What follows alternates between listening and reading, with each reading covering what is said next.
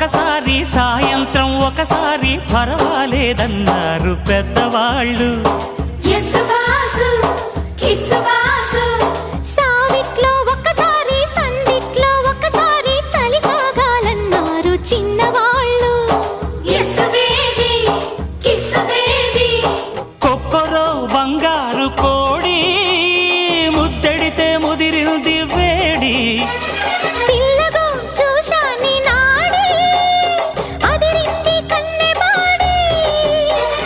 గుట్టుగా దోపిడి చెయ్యనా గుమ్మడి తాళలేను తీపి రాపిడి. నిన్నేమడగను ఎట్టాడగను ఒకసారి ఒడిలోకి రారమ్మని.